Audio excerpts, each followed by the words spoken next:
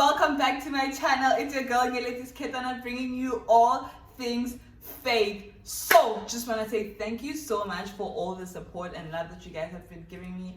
The love has been so amazing. The comments, the likes, the DMs, I'm just honestly so overwhelmed. And I just want to say thank you that you guys took my Jesus story and you made it your own thing. And that just really, really humbles me and warms my heart. So we are on episode 3 of my Jesus story. Oh my God, I'm actually so excited to say 3 episodes in already, guys. We are growing and we're being consistent, and this is becoming a thing. If you still don't know what my Jesus story is, please go watch the intro video and I'll link it below and go watch it ASAP. Thank you. But anyways, moving on, I do have a guest with me today. Very good friend of mine. Love her to bits. Just really adore her. We met at church because that's when you meet friends. Period. But yeah, I'm just gonna let her introduce herself. She's gonna tell us a little bit about who she is, what she does, and yeah. Hi guys. Okay, so firstly, Letty, thank you for having me on your channel. I am just so proud of this girl for actually starting this channel and making moves, but like I'm really proud of her. And yeah, my name is Sampa KD. I am Zambian and I'm currently based in South Africa, in Cape Town, and I am a model. That is what I'm doing, that is my work, that is my dream, that is the whole thing. The works. But yeah, that's just a little bit about me. Yes, so this is her. Thank you so much for introducing yourself. Yeah. So yeah, this is Sampa. So excited to hear her story. And let's get into the video! Okay, so yes. Sampa, thank you so much for being here and honoring us with your presence. Thank you for having me. So every story always has a beginning, a middle, and then kind of like an end, but it's not really the end, because we're still living. You know what I mean? But we just want to know a little bit about your life growing up. Okay. Your Christian life, basically. Growing up, your relationship with God, how that was like in childhood. Yeah, just tell us. Okay, so basically how I grew up, I am an only child, so one and only, that is me. But anyway, but I do have a really big family. And so basically grew up with my mom, and she always just instilled God in me, Jesus in me. Like even when I was going to school, she would always leave me with a scripture, leave me with a word, something that I can always run with. And that's what I remember growing up with. And yeah, and the rest of my family also just fully believes in God. Like they will always remind you, they'll always be like, hey, Sampa, believe in God. You've got this, God is good. So yeah, so growing up, that's something that's just always been in my mind. But I think I would say I never really knew God for myself. Right. I think that's one thing that I would say is that I would go to church, I would go with my family, go with my grandparents, but that relationship that I think is so important is something that, that I never really had. Oh, yeah. So you went to church as well? Went to church, yes. Went to a Catholic church. That's how I grew up. That's my family's background as well. And yeah, that was it. That is really good. Yeah. Background. Somebody knows Jesus. I feel like a lot of us can relate to that. You knew Jesus, you just never really had that personal relationship with it. Because at home it was something that we're doing. Yes. Church was somewhere we went on Sunday. Yeah. So you kind of just go with the flow because you know what I mean. Yeah. So because I know you and you're my friend. Yeah. I know that you went to China when you left Zambia with your mom. So I just tell us a little bit about that. Why did you go to China? How was that whole experience? And how was God for you in China? Yeah. Okay. So I went to China with my mom. My mom got a job in China and we literally packed everything up and my mom was like, okay, we're going. And yeah, I think it was just a fresh start for us. I think we needed that fresh start. Like there was a lot going on in our lives as well. So the whole China move was something that was, it was very life-changing for us and something that I think was necessary. So I moved to China, went there, I was like, bet, this is exciting, packed my bag. I was like, the way I was leaving, I wish you guys could see me. I packed my stuff. I was like, guys, I'm gone. All my problems, I'm leaving them here and I'm going.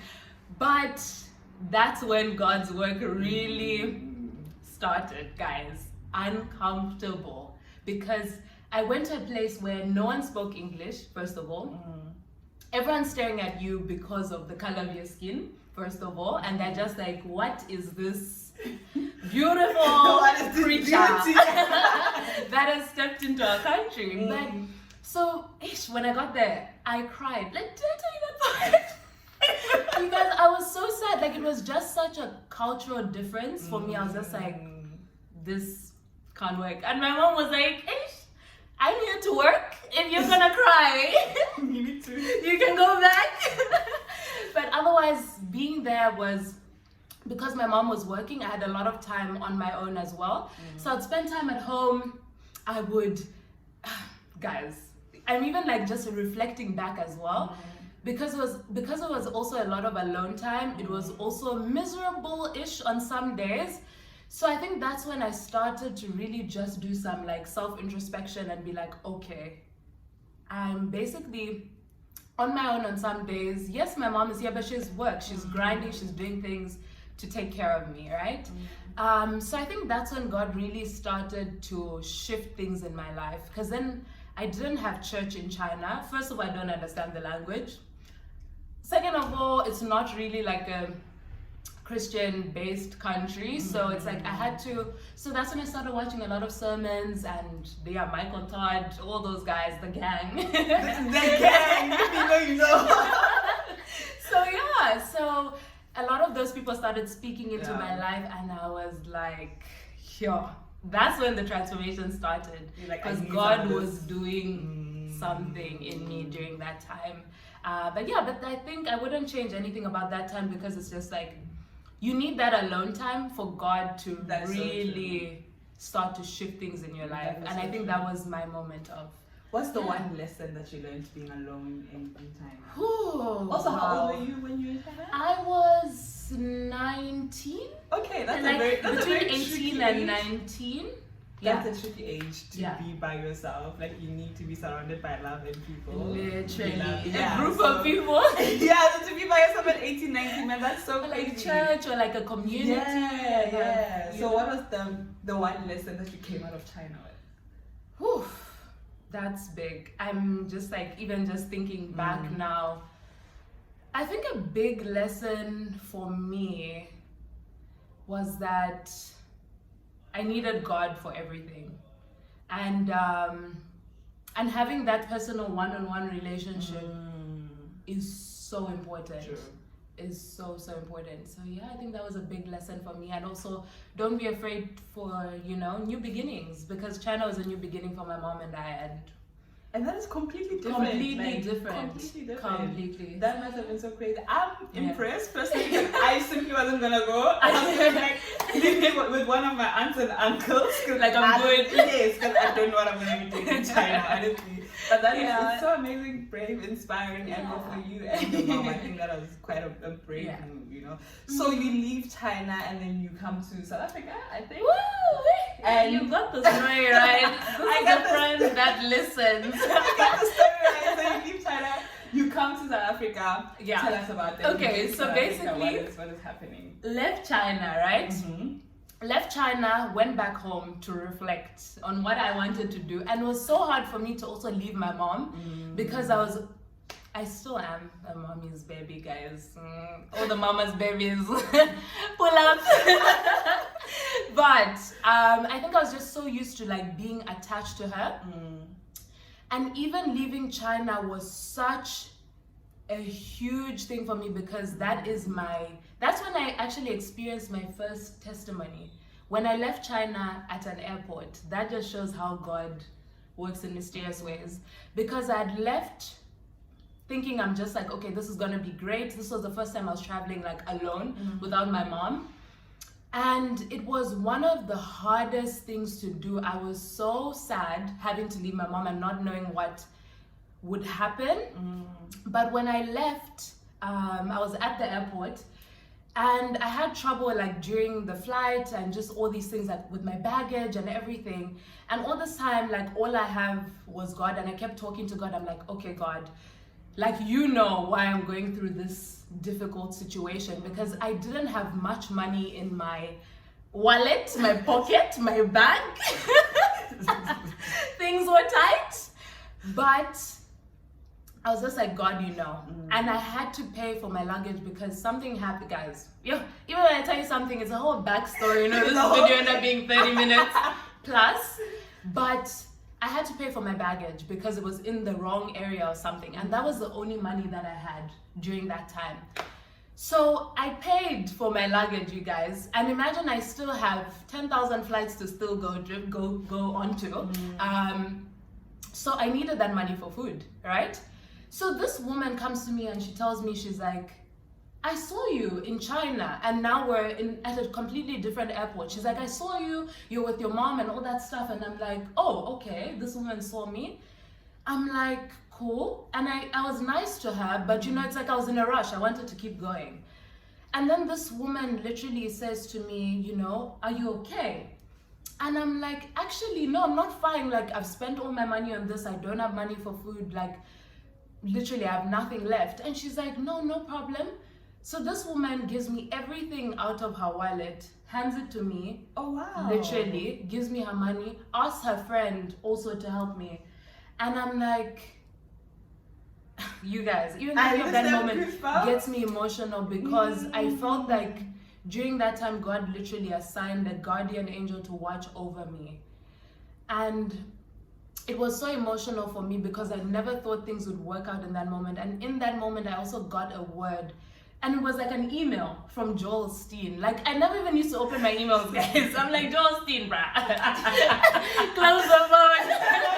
And that day, I was like, you know what, I'm gonna open it. And it felt like God was speaking directly to me because it said something in a way that, the way it came out, it was like, God has got you. Like, you don't have to worry. Everything will be fine. And in that moment, I was sitting there when I was reading that. I was like, I don't know what's going to happen. I have no money. And this woman, this angel, literally is how I remember her, just appeared, guys, to help me. And that's how I was fine. And along the way, I could keep going about this travel story because at each point, there was an angel and another angel and another angel. And I call them angels because it's like, I feel like God works through people, right? So I was just, guys, there were so many situations that my whole travel experience where I could have just not have been okay. But at each point, there was someone to help me. So, yeah. I actually have because I'm hearing this for the first time too. And I'm just like, this is... It's so amazing. And to think you and God were not like tight like that at that point, but he still looked out for you in that way. It just goes to show that God doesn't really care about where you are at. He'll just always be that father that he is. That's just who he is, you know. So that is true. So like, bro, I went home and I had a testimony. I was grabbing everyone. I was like, sit down. Let me tell you what God did. Because that was my first personal encounter where I was like, God's got me. And it was evident in the people he had placed in my life, complete strangers that just treated me like like a child of God. And that's all.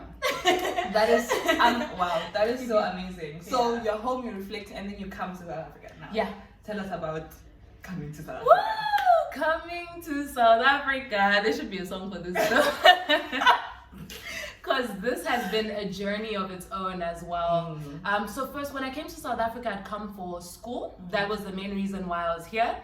And so I was here, I met a few people, went with the wrong guys, and I tell you, if these people watch the video, they hurt me. You guys. You hurt me. Anyway, that was like a very guys. But anyway, we have healed, we are recovered. But I feel like that was coming to South Africa was definitely also another shift. Yes, people spoke English, but it was a whole other transformation. And so I came here and I made some friends. Some people were nice, some people were, a bit shaky, but that was fine. And then I made a really good friend though. After going through everything I'd gone through, wrong friendships, wrong relationships, it was just a mess. And I felt like, why did I come to this place? Because I was in a small city in South Africa, guys. check for it on the map. Check somewhere. Zoom. I don't know if it will appear. I wanted to be in the big cities. That's all I wanted. But God was like, God, yes, this is serious. Please, what was the name of the city? No, it's East London. It's not that small. But for me, you guys, I Zoom wanted... and look for it. All I knew was Cape Town. And that's where you wanted to go. God is taking me to East London. I'm like, what is this? What is happening? But it's a nice place. It's very small. It's just not what I thought it would be, right? And I think that was really important for my transformation. I needed to go through that because God needed to shift a lot of things in me, break, unmolds, change, everything, right? So yeah, came to South Africa and I met that good friend that I was telling you about, and she was such a loving friend. Like, she literally just saw, she was like, this girl, she's a bit sad. I don't know what's happening, but you know, I'm gonna take her under my wing. And that's exactly what she did. And then, yeah, can I, you know, jump into the CRC, yeah, the church part? Yes, okay. Please. So then, yeah, that's when she invited me to her church, and I was like, okay, I'm going to go with you. And I went with her, and I just felt a sense of community, a sense of belonging. I was like, where has this place been all my life? Where have these people been all my life? And then, yeah, I joined the church. I joined CRC at the time in East London, and I just felt the love from my pastor, from literally every single person. I started serving in kids' church. It was a completely different church as well from what I'd grown up in. But I felt like this is where I was meant to be, because this was me choosing a church as well and saying, okay, this is where I feel comfortable. Yeah. And I think that's important as well, because it's like, as today's service, who is God to you? So that was me needing to find God for myself. Yeah. And that's how I ended up there. Ended up at CRC, the place to be. Yeah. Exactly. So you're in CRC, Yes, East London. And exactly. then you leave East London now. Completely. You're I coming leave to Cape East Town. London and I'm still backpack ready. So East London, I was like, okay, I think I've served my time. It's great. Things also just, the way things shifted during that time, like I thought everything was working out. I'd adjusted to East London. I was like, okay, God, if this is where I'm meant to be for however long you want me to be here, I'll stay. It's fine. Like, I'd come to a point where I'd accepted what God was doing. And then all of a sudden, guys, it's just jumbled again. Like, things are just shaking again.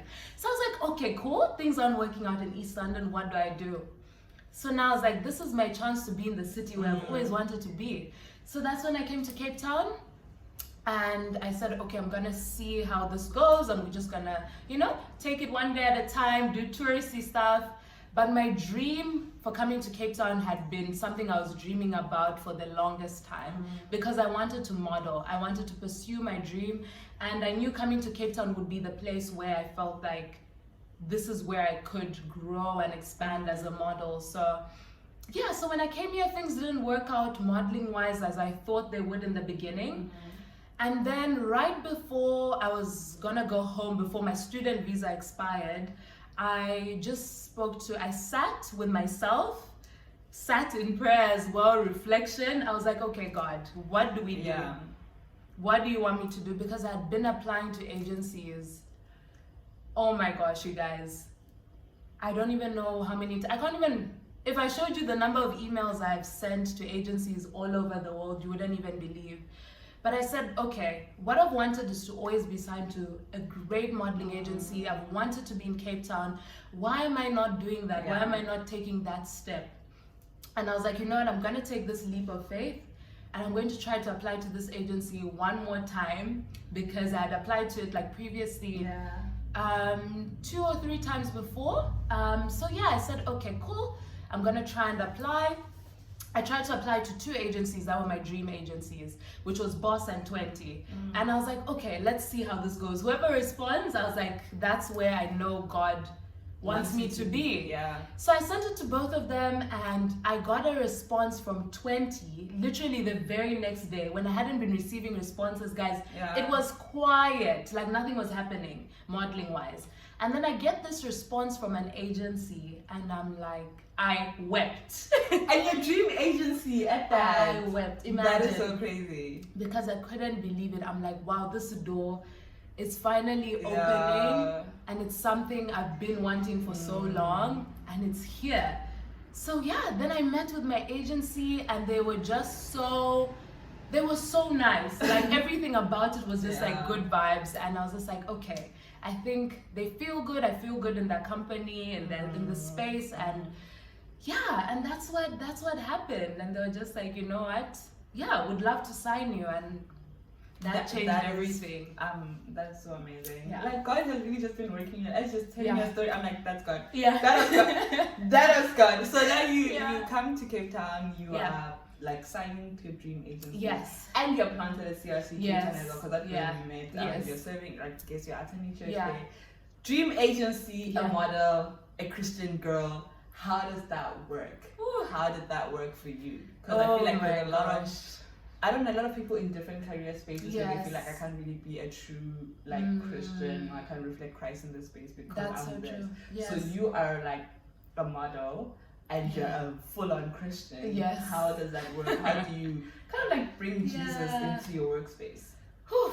That is a very tough question, because I think also sometimes people might look at you, and I think also in like the Christian space, and they'll be like, oh, she's a model, or she's, in a bikini or whatever it may be, and she's posing and she's doing all these things. But I think one thing that I've done is modeling is a part of who I am, but it's not who I am as a person, as a being, as a person that God created me to be. So I think I've learned to just, it's a very tough one. It's a very tough situation, especially just like with the industry I'm in right now. But I feel like it's something that's also it's so important to also just reflect God in that industry. And I always try to remind myself, and I think that's the best thing that we can do, is to always remember, it's like, okay, who are you? Who are you representing? And I try and think of that in a way where I'm like, okay, I'm always representing God. How am I showing love in this area? How am I serving other people? And I think that has really it's helped me a lot. It's helped me a lot to just remember to just try and be a reflection of Christ. The character of God. Yeah. And I think for me, my foundation is love. How do you treat other people? Yeah. So that is so good, because it's always like, I don't know, it's a very hectic conversation to have, like, especially now you go back to church. And I was like, I saw your bikini pictures on Instagram yesterday, and you are raising your hands today. Like, what's happening? What's going on, girl? Like you said, it's a reflection of just the character of Christ and who Christ is. And that's the craziest part, is that it's people judging you, it's people saying these things, but what is God saying about you? What is God saying about me? And I think I try and focus on that. I'm like, God, you know my intentions, you know my heart, you know why I'm doing this, you know what's happening, you know why you've placed me in this space. And I really believe that modeling is connected to my purpose, in the sense that in the beginning I always saw modeling as something that I can benefit from. I'm like, oh, when am I going to be on the cover of this, and how can I do this and be an ambassador for certain brands? But it's just, the more I've grown in my journey with Christ, the more I've realized that this journey has nothing to do with me, literally. I'm just a vessel that God wants to use, and I need to open myself up as well to being used by God in my industry. It's like, how can I help other people? That's what I've started thinking about. These are all the questions that I ask myself the more I grow every single day. Because it's a journey. You don't just arrive and say, hey, I'm a Christian, everything is great. But every day, you're learning, you're growing, you're letting go of certain things. And so I really just hope that I can just impact people in a certain way, just by being myself and being a reflection of God and touching people's lives. And hopefully I can just impact. Did you hear that, my friends? Impact. But that is just so amazing, man. So in like a sentence or two, just tell us where you are right now in terms of like your relationship with God and your church. Just sum it up for us. Where am I? Oh my gosh. Whew. That's a lot. That's a heavy question, actually. Like, I'm thinking about it because I'm like, where am I at this point? I think I'm at a point where I'm surrendering to what God wants to do. I'm surrendering to being part of a community as well, because it's not easy to try and just like, True. you know, let me just make friends, let me be social. It's not easy at all, but you have to open yourself up. And I think that's the point where I'm at. I'm like, okay, let me be open to being a part of a church, being a part of a community, and making friends. And I think it's important, like even just having you and, you know, having all these other Christian friends as well. You can have friends, and I have friends, a wide, like diverse group of friends, and that's amazing. But I think it's also important to have that friendship where you're like, okay, these are people that I serve God with. These are the people who remind me of who Jesus is. What is your faith looking like at this point? Your friends will check up on you. And this girl has always checked up. She'll be like, hello, and I'm like, yeah, not answering today, but where are you? Come to church. So yeah, I think it's important to have those friends as well who just remind you, like, yo, this is not who you are, you know? This is who God says you are, and I'm just so blessed to have that as well in my life. So yeah. That is so great, and I'm so glad personally because I've known you for what, a year now. Imagine and how to time flies. have seen your growth as well in your church, and to have walked this with you, and how you walked with me as well, continued like keeping me accountable, and how we can have open conversations without judgment. Literally zero judgment. No judgment. We talk about everything. I can come to you and tell you about like the worst thing that I've done, and you can just like reflect Jesus and accept me with love and walk with me with love. So I genuinely, me personally, I'm grateful for this friendship and for you as well. So before we conclude, just like one piece of advice that you would give to a young lady out there who's just like seeking and wanting answers and just doesn't know, what would you tell them? Oof, I would tell you, whoever you are and whoever's watching, to just believe in yourself, believe in who God created you to be, because He's your creator. He knows you. He knows your story from start to finish. And I think, just run with that. Run knowing that God is with you. He is for you. And and just shine your light. Just be happy, be joyful, knowing that your future is in the hands of the most incredible creator. So that is, I'm advised. I'm a young girl that is advised. But thank you so much, Sampa, for really just coming on here and sharing your story so openly and so transparently. I think it was just, I'm in awe. Like, I'm sitting here, I'm like, it's my friend. I get to be friends with you. I'm genuinely so inspired, and I believe it's not just me, it's many other people that are watching this who feel inspired. It's a brave thing you did to come and sit here and share your story. And I am... means a lot. The only time I would have done this is because I'm doing it with a friend. That's the only reason why I feel comfortable. I'm like, okay. Right? No, you did so, and I'm so grateful for having me on the channel, honestly. And guys, thank you so much for watching and listening all up to this point. Please follow Sampa on her social media. I will link it, and I'll put the handle on her Instagram. She's a model, so there's some great content on her Instagram too. Please follow her. But other than that, thank you so much for watching. Thank you for your support. And next week, I have a very amazing guest next week. So y'all better watch. I can bring these guests. So I am so excited for next week. Please like, subscribe, and comment, and tell your friends, tell their friends, tell their friends, tell their friends, and their mamas. And their mamas that this side we are making Jesus known one story at a time. So thank you so much, guys, and see you in the next video. Bye.